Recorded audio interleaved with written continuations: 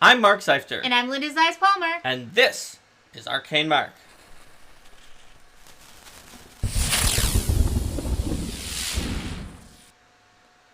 Welcome, everyone, to Player Tools Learning from Setbacks. Episode all about setbacks and role-playing games as a player, what you can do about them. Because we often talked about GMs and pacing and making decisions of what to do in certain situations. But in role-playing games in general, and Pathfinder in particular, there's all sorts of kind of setbacks that can happen in the story. You're telling a collaborative story together, and it's not always just going to be like the One Punch Man style super success and everything right away. There's going to be setbacks. There could even be situations where it's a Pyrrhic victory where you win, but it was at a cost that was more than you wanted to. That give different emotional beats to the story than you might have in a story that was just victory, victory, victory, victory, victory. And there's going to be setbacks that are things that the GM has sort of planned that are challenges that characters are going to definitely need to confront. And they're like also a big boss like encounter. a big boss or something like that. And then there's also going to be ones that come about because of the way that character decisions interact with NPC plans or bad dice rolls. Oh, those level 1, -1 kobolds with their picks with Fatal all got natural 20s. Did we just lose to the kobold minions? So dealing with setbacks and learning from setbacks are really an important aspect in any kind of role-playing game. Now, some role-playing games kind of inherently handle it a little better than Pathfinder does in terms of getting the information to you as the player that setbacks are good for stories to happen occasionally. So we've talked about before that, like, Burning Wheel and the mouse guard version of it that Linda has run before for kids is good because of the fact that, first of all, generally it has failed forward, so the setbacks are still moving the story forward, rather than be like, nope, you failed to climb that cliff, well, you gotta get up there eventually, just roll again. And also, you can't level up in that system unless you both, excuse me, unless you both succeed and fail with the same, with a skill that you want to level up in. With Pathfinder, there's not really any inherent, like, metagame or in-game benefit to having a setback that actually makes you want to get the setbacks in order to progress your character. But there's still a lot that a setback can do to enhance the game if you learn from it. One of the most sort of common built into the game types of setbacks is something that happens oftentimes very early in a new campaign when that group of new characters who hasn't really learned how to work well together runs into something that is more challenging than they expect, and they might lose that encounter against the easy thing or get kind of confused and wrapped up whenever they don't have whenever their tactics aren't working well together and they haven't really figured out how to gel. So that one I think is pretty much universal. Even if you've got experienced players who are playing with new characters, trying to figure out how to make those work. Also, wow, 19 months for Altro and 16 months for Rico. Thanks for subscribing, everyone. Thank you, everyone.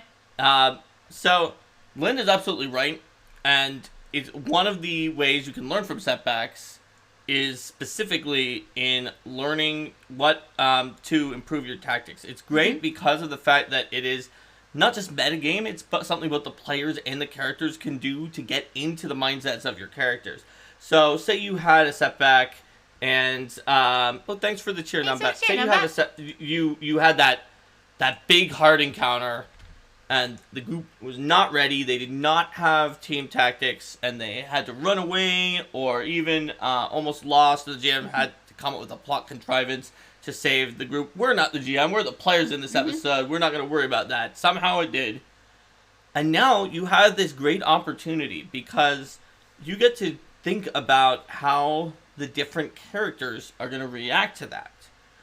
Will the fighter with the bold sort of braggadocio suddenly become a little bit more hesitant and take up a shield and stay in the back a bit more? Is the wizard going to dissect everything play by play and be like, well, if we had been smarter about this, and created a playbook that is like a spell book for different ways that we could team up as a team, then we could have won the fight. Is the cleric going to say, well, maybe we should have prayed more and get the deity on our side, do some more good deeds? Is the alchemist going to say, whoops, I just prepared a bunch of alchemist fire, so I wasn't ready for anything that was resistant to fire. Maybe I should prepare a bigger mix of bombs next time. So you can roleplay it out, but it's also a good opportunity to figure out what about tactics was causing you problems.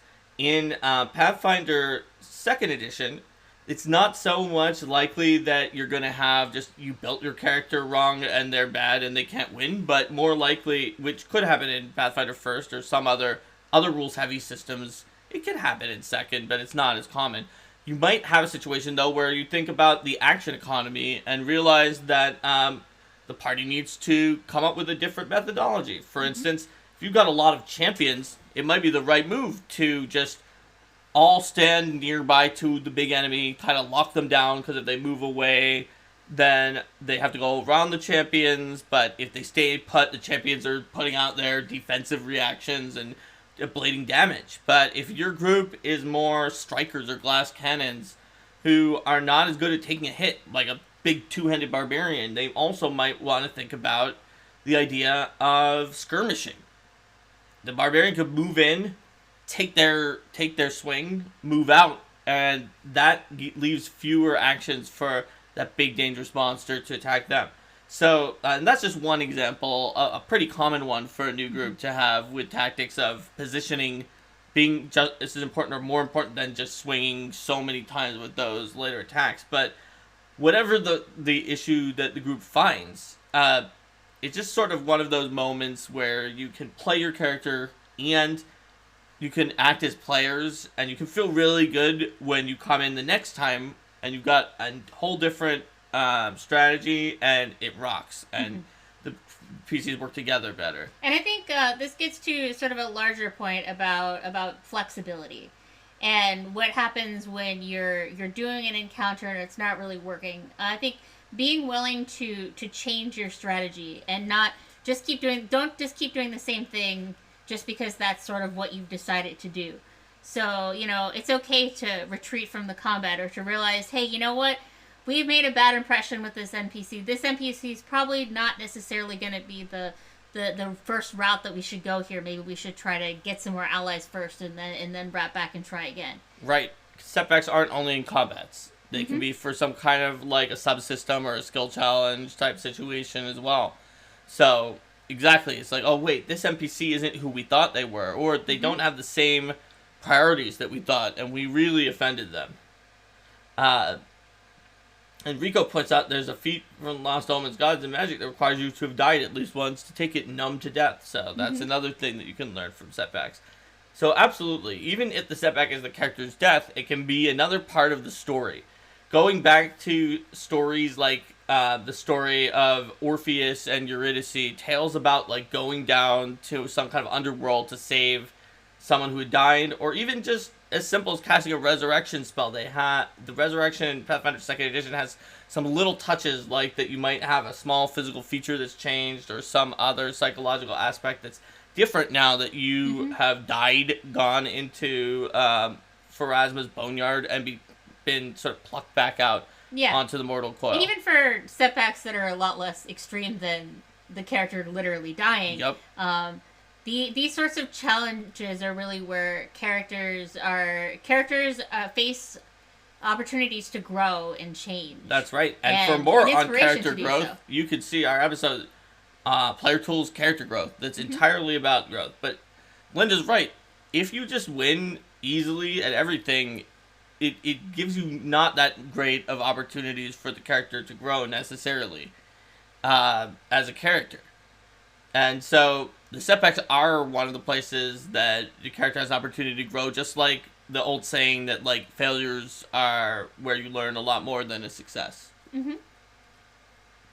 So that's definitely true. So when we say that this episode is about learning from setbacks, it's both about learning sort of tactically, gaining new information in the game. Those are sort of mechanical way. But also learning and growing as the character. And so that's sort of the story way that we learn from Setbacks. So let's see. Do you have any good examples of that? I guess in Linda's Kingmaker game, there was a situation where the general got tricked by a sword that was actually a demon lord that he thought was not, who was helping him become brave and fight on the front lines. And afterwards, after he realized that, he suffered a setback where he was so shaken by all of that he became a coward. So when the group was trying to like nudge him out of it by saying like, okay, but if we'll just have to give your really special sword to a cohort who's staying up in the front line if you're gonna go into the back and use a bow now. And like sort of the pivot moment for him is like he thought about it and he's like, okay. Yeah. Yeah. Give the special she sword should have it. And he was a falchion based fighter in Pathfinder First Edition with everything on falchions. But he started using a bow in the back for a while because he'd reached such a crisis of faith in himself. And he eventually was able to pull through it, and somewhat, but he came out on the other side pretty different. And in another example from Kingmaker, I don't want to give spoilers on the exact encounter, but there was there were a few cases with the Kingmaker Druid, one of which where the party wiped out a group of creatures, and then and then afterwards the Druid was like, wait a minute, like, I really wish we hadn't wiped them out. Like, they were actually innocent people minding their own business, and we just kind of assumed. It was important because he was a dwarf who had like that sort of hatred, and most of the rest of the party had knocked out the vast majority of the encounter. But while the rest were moving on, the Dwarven Druid just killed them. And then he finished them off. And then afterwards, he was incredibly remorseful to it. He was a Druid of Erastil, neutral good. And he had to think about it. And so then later we fought things that were even more of enemies of dwarves, but he still was able to stay his hand on that. Yeah. And also with that Druid, there was another time when the Druid... I had a house rule in my Kingmaker campaign, which was the first time that your character dies, they'll instead suffer some significant injury. And so his character had a severe shoulder injury that couldn't be healed with magic that was weaker than Regenerate. That gave him some penalties and made it harder to use that arm and things like that. And that the character was initially sort of a melee, strengthy focused druid, but he had very high wisdom as well. And after that, he decided, this was really harrowing and scary. I think I'm gonna stay back and be more of a casty druid. So basically, everybody stayed in the back in this Kingmaker game, except for the druids. And the cohorts. The cohorts and the druids' animal companion. Yeah, that's true. We put expendables in the front. Rico says also in Linda's Kingmaker game, many evil NPCs suffered setbacks from living in a benevolent police state. That's true. Look. If you're stupid enough to bring a highly addictive and lethal drug into a river kingdom where it's known that the diviner and the kingdom leaders just spy on everything, if you're gonna get caught within like the first day of trying to set up shop, it's your own fault. You shouldn't have done that. Yep. But Kingmaker does definitely have some good... There's a lot of great storytelling in arcs because it took so many years for the game to happen that PC suffered setbacks, they recovered from it. Like, my character started off of a horrible setback and was on a recovery arc throughout the entire game, but it still affected him because he was hyper sensitive to like any of the people in the kingdom dying.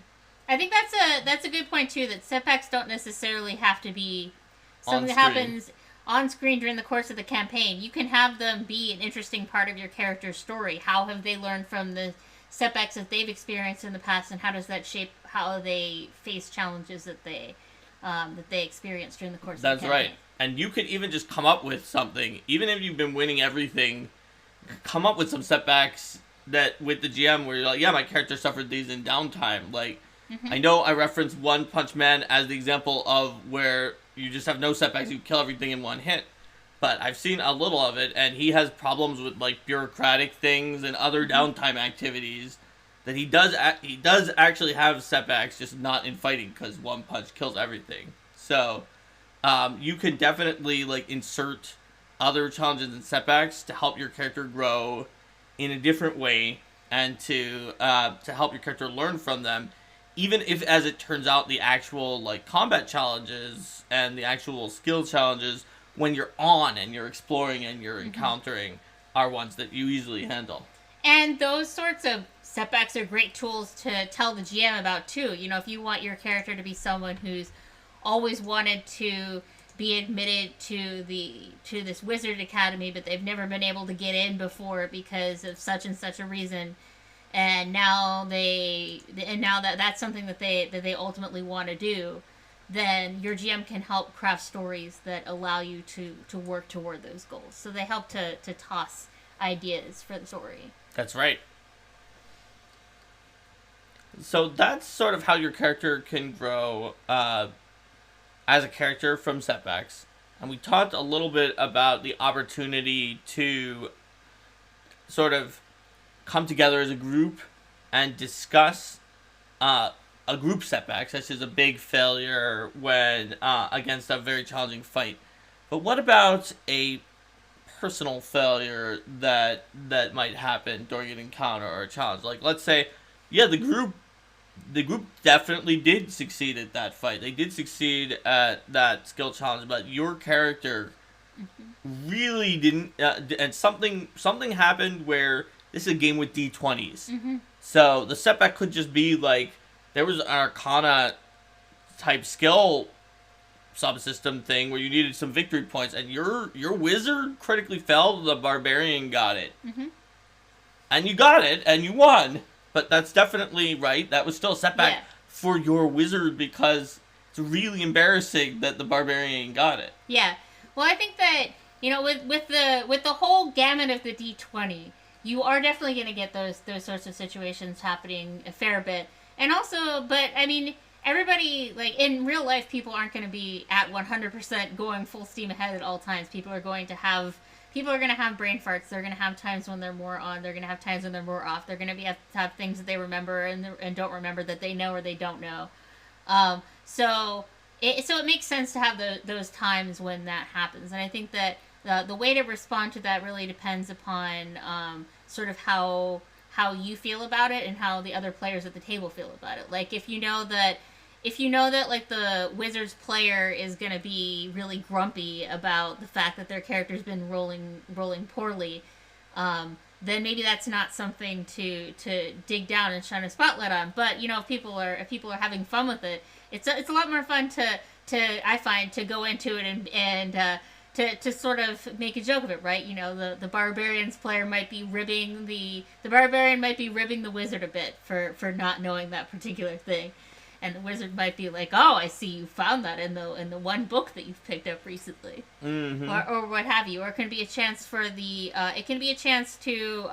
to help add detail to the character too. Like, yeah, the wizard can be like, "How did you know that? How did you know that?" Or it could be like, "Oh yes, well, it's like." Oh, you've been studying the magical properties of arcane runes from the middle periods of Thessalonian history. I had no idea you were interested in that. I have a bit of a weak spot when it comes to Thessalonian lore, or whatever. So you can sort of say, hey, you know, these are and the barbarian says, "Thog want those runes on axe." Never mind. I thought I had found the heart of a fellow scholar buried deep within you, but I suppose I was wrong. Rooney book is cataloged for axe runes. Yeah, and Rico has a great point here about failed recalled knowledge and loop checks, especially critical failures, can result in a lot of fun situations. I think sure. It's really great when you have one player who succeeds at the recall knowledge, and when one character succeeds, one character fails at the recall knowledge, and like there debating which person was right, and like some characters might believe one or the other. They might prepare for both, try to prepare for both situations, and then they just have these amusing conversations. Mm-hmm.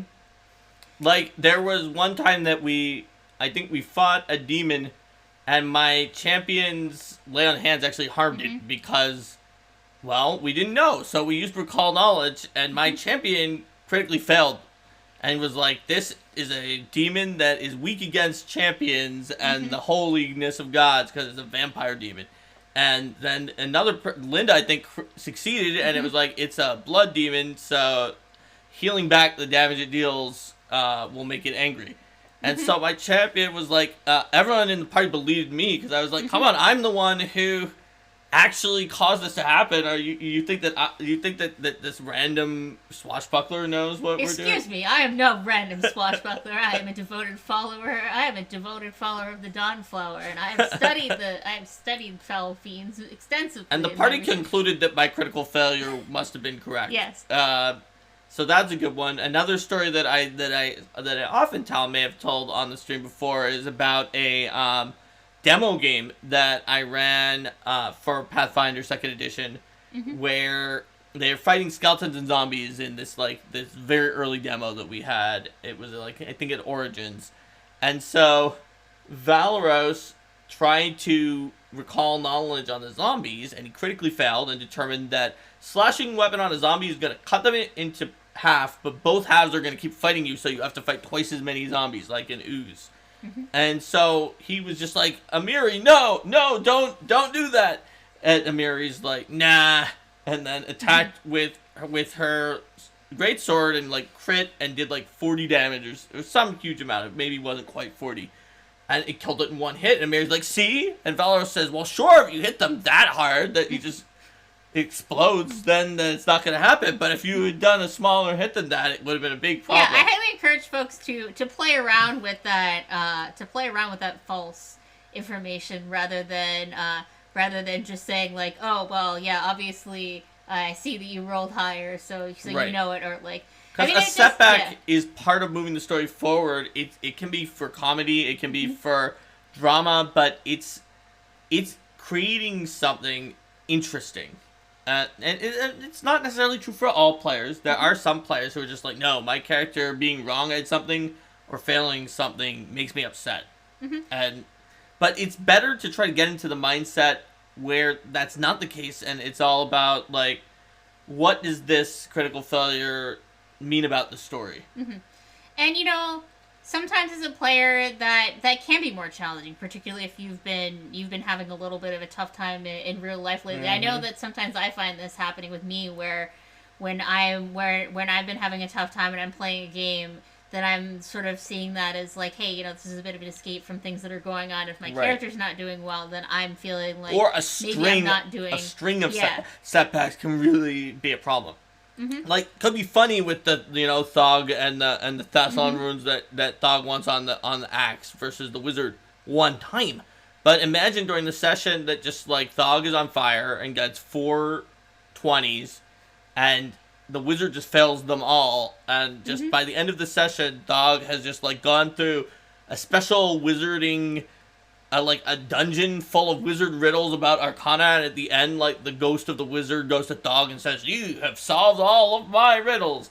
Now, for you, I will teach you this magical wizard spell, but not anybody else. And just, like, this whole thing, and the wizard player is just like, oh.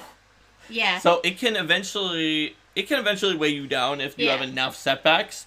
One setback is an opportunity, but like a string of setbacks in a row really sets a mood that can be an oppressive mood, a tragic mood, or like a different kind of drama that a lot of people aren't ready for, like Linda said, based on what's happening in the real world. Like at the time of the filming of this episode, there's a lot going on. Yeah, so I'd say that like if you find yourself feeling sort of frustrated, taking a little bit of a step back, whether that's taking a quick break to get some water or go to the bathroom or something, step away from the game for a minute, and sort of recenter yourself on that, that it is a game, and it's when your character is messing up, that's not reflecting anything on you, so that you're not sort of having that bleed over going on. And if it's something that you find to regularly be a problem for you, then talking to your GM is a good idea, so that you can work with them to sort of set that expectation of, hey, maybe it's the case for you that with where you're at, you might be looking for like a more high-powered game, for example. You might be looking for something where the PCs are going to have an easier time of it, or you want to play something else for a little bit. There's another possible answer you can go to with your GM too, which is if the problem is sort of a just incredibly bad luck, just everything is going badly, and the setbacks just you're not feeling the plus side of the setback. Well, we talked about near the beginning, some systems have ideas for how to handle setbacks, and you don't necessarily have to switch to that system either if you're in the middle of a game you like that you're playing in Pathfinder 2nd Edition. But you can borrow that concept for Pathfinder 2nd Edition. So, for example, imagine that your group decides for a house rule after this is becoming an issue that instead of the way of handing out hero points for doing a heroic deed that's a little hard to apply, we're going to hand out hero points for setbacks. Mm-hmm. So if somebody like fails that critical check that is the one that's really like their thing, or gets dominated by an enemy, or something really bad happens to you, then after that gets resolved, so you don't just immediately use it on that, you get a hero point. So then later, if the exact same thing happens, there's another wizard riddle, you'll at least get to roll twice. Now, frankly, you could fail both of those rolls. Yeah. But it is a way to feel like, aha, I had a complication happening, I had a setback, and this hero point is part of my character growing from it. Or even that's what you could do with the house rule, right? You could have it as like, the setback happened, so if the player describes how the character is growing from it and trying to learn from it, then they gain a hero point for that. Mm-hmm.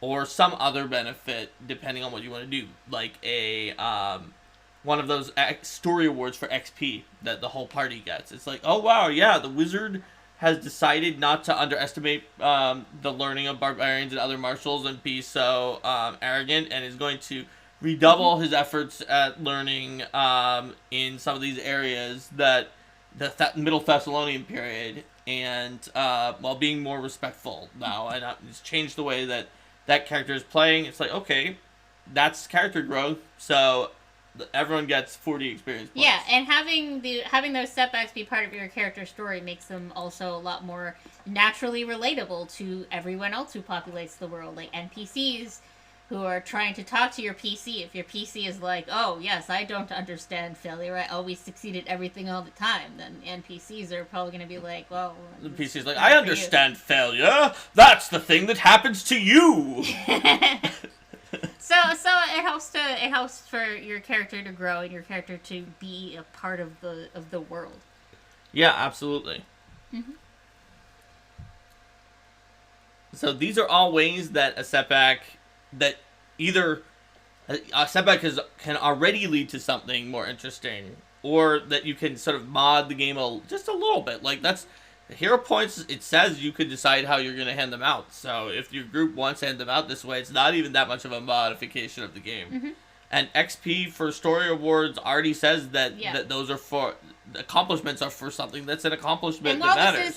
While this is a player-focused episode, these are some relatively simple things that you can propose to the GM. You can talk with the other players and the GM. And yes, ultimately the GM has the final call on either of those, but they're not even really changing the rules of the game that much. They're just sort of changing the way the GM might think to apply some of the rules that are already in the game. Mm-hmm. So let's see. We talked about group setbacks. We talked about single player setbacks. And I know that this is a silly superstition, but it's something that a lot of folks do too. Like the whole shame corner for dice. If you're rolling badly, just sometimes setting aside the dice that are rolling badly and pulling out other ones. I don't know why it helps, but it helps. The only die that I've ever permanently put in shame was that iron die that Noah calculated was like almost a 1 in a million chance that it would have rolled so badly over the course of an encounter as it did for me. Yeah. Where we were all watching it and being like, this is so bad. And it wasn't that it was like all ones, it was just like overall in the single digits, so much more than the double digits. That we became convinced that it was probably weighted Like, toward it must that have been, side. or just like a little dented or something that Yeah. caused it to come into some of those lower rolls more. Because it went from like almost 1 in a million to a much higher chance if we assumed that there was something funky about the die. Maybe we could do that test sometime. See that thing where you like put them in water or something. Oh yeah, and like I've never wanted to do that though, because then at that point like we'll know that some of them are funky, and then we'll have to throw those out. And now it seems like they're all fine. So I think most dice are close enough. Yeah, they're probably fine. Like I don't know of any that we have that actually seem to roll higher or lower really. So, I think we talked about single character setbacks, we talked about group setbacks, we talked about repeated setbacks, and setbacks both in the narrative of the story and in the mechanics. What have we not caught yet? And anyone on the stream, you can ask questions about setbacks. I guess we didn't talk about... One other thing to talk about, and I did touch on this a little bit, is coming up with cool story explanations for character setbacks. So, for example, in the most recent Hell's Rebels session, in every single combat, on every single round, my character attempted to throw a Divine Lance spell. But you could roll no higher than a 4. But I could roll no higher than a 4 throughout the entire session. Even though you needed a 5. So my character has some scars on her hands from an old injury. So she was telling people like, oh blast, my hand's acting up again, and then that was sort of the story explanation for why her attack rolls kept missing. And then that helps to that brought in like another. We had a different in character thought, which was that the other halfling, whose name was Lucky, was stealing the luck from Linda's halfling and giving it to himself. I mean, that was very lucky. Yeah, that was also, he was rolling really high, and that player mimetically rolls terribly. So. Yes. So there were actually 2 different in character explanations for what might have been happening to Olivia during that session. One other topic we may want to cover is sort of long-term setbacks in terms of not just one thing that has ramifying repercussions, but like continual setbacks where the party is just digging themselves in and they can't succeed. So we talked about, you talked to that one noble, you didn't understand what they wanted and offended them, and now you don't have an inroad. But like session after session, you offend every noble, you misconstrue every hint or clue, and the party is just digging themselves in. Or you try to attack this hobgoblin fortress, and you're basically Wile E. Coyote and the hobgoblins are Roadrunner, because every time you try to do anything, you fail and you get repelled from the fortress. So I'd say that at this point, when you have repeated failures like that, it's definitely time for a larger change in strategy. Then at that point, it's time to go get allies before you attack the hobgoblin fortress again. Or maybe you realize that you're not going to be able to make an alliance with the nobles in the city. So maybe you can change the story. Maybe this is the story of an uprising where you instead of where you messed up all the nobles, but now you're gonna the peasants rebel. Yeah, but now you're gonna be like, you know what? Forget them. I'm gonna go try to make alliances with the city's underworld, and or let the the GM know what you want to do. It's like, we're doing this with the Thieves Guilds. There's gonna be someone who really appreciates how much all of the nobles hate us. Yeah. So you can even turn a string of failures like that into a sort of a pivot to a different kind of story, wherein those failures are just sort of the first phase that leads you towards the more desperate measure or a different circumstance. And that's exactly a way that you can sort of learn from and build off of. Yeah.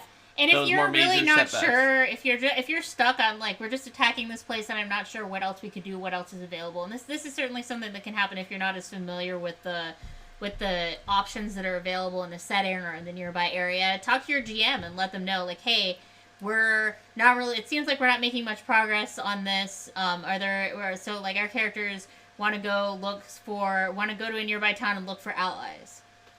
Mm-hmm. You don't have to know exactly what it is that you want to have as a solution or other road, but you can let your GM know what you're thinking, and then they can work together with you. Yep. Or even you ask the GM, are we missing anything obvious? You can talk. You could talk to NPCs, like Linda said. You could even see if there's some other sort of in-game role-playing element that the GM wants to throw, like maybe the cleric prays to their deity for salvation, and see if the deity gives them a dream that you could try to interpret to figure out the weakness of the hobgoblin's undefeatable citadel is actually a cave that's underneath of it that you didn't know about because the party failed to check to find the cave, or something like that. So every time that you see a setback, and that even includes strings of setbacks, if you see it as an opportunity to change the story, because you've moved off the path of the default of just sort of following in a straight line, plowing through everything towards the next step, then really actually setbacks are a way to get off the railroad and really make the story your own and really make it unique. Because, I find, and I know I've said this on this show before, but I find that one of the best parts about being a GM is when players do things that turn the story in a direction different from what I expected. And when the PCs don't overcome something that I thought they were likely to overcome, that's certainly an opportunity for them to turn things in a sideways direction, and it can lead to a lot of fun new opportunities that I didn't expect or even consider.